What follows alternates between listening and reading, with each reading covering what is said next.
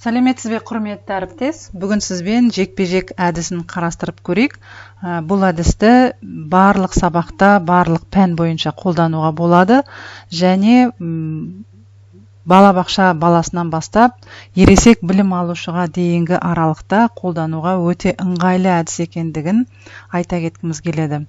Негізгі мақсаты қандай? Шәкірттің өз көзқарасын дәлелдеп айта білу және жұбын тыңдай білуге дағдыландырады, яғни қарым-қатынас жасауға бейімдейді. Осы әдісті жиі қолдану баланың сабаққа дайындалып келуіне ықпал ететіндігіне көзіміз жетті. Әрине, бұл жерде топқа бөлініп жұмыс жасайды, жұппен жұмыс, жұп ауысып отыру керек және міндетті түрде уақыт беріледі. Онлайн таймер немесе қолыңыздағы телефоныңыздың будильнигін қоюға болады және уақыт аяқталғанда жұптар ауысу керек. Мысал ретінде алатын болсақ, осы жерде үйлердің, әртүрлі үйлердің суретін беріп отырмыз.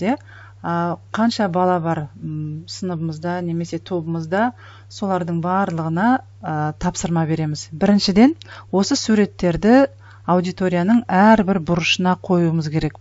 Яғни ол жерге топтасып барлығы тұра алатындай болу керек.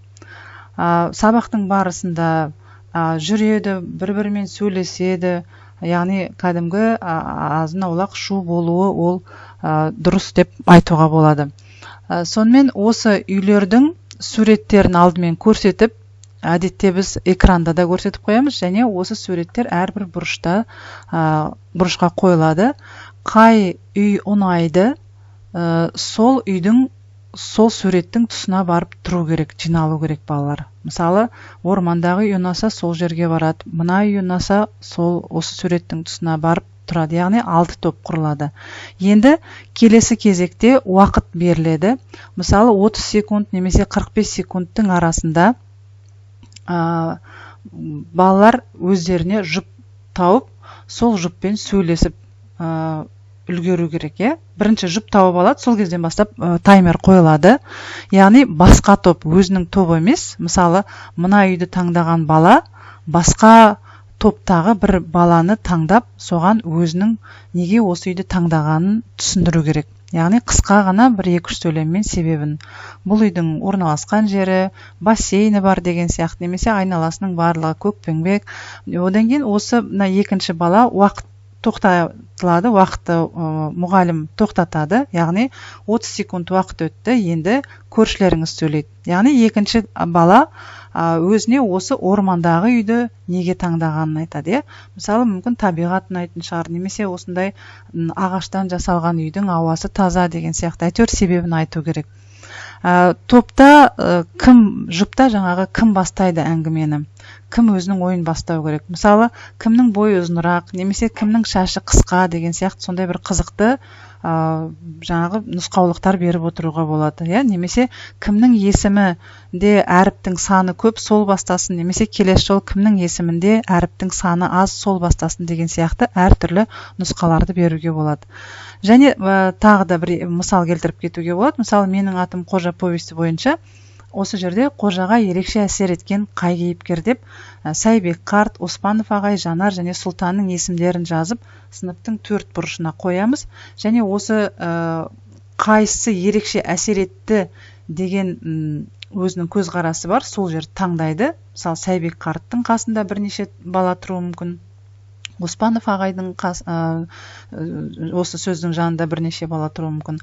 Яғни олардың барлығы бөлініп болғаннан кейін әр сөйлеушіге, әр оқушыға немесе әр студентке 45 секунд немесе 30 секунд, бұл енді мұғалімнің өзінің жаңағы оқушыдан не талап ететініне, қандай ақпарат талап ететініне байланысты уақытты беруге болады.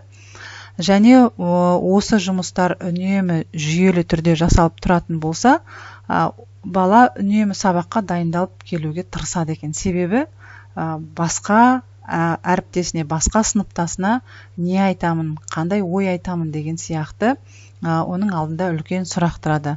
Сонымен Сайбек қартты таңдаған бала, Оспанов ағайды таңдаған балаға өзінің неге осы қартты таңдаған себебін айтады.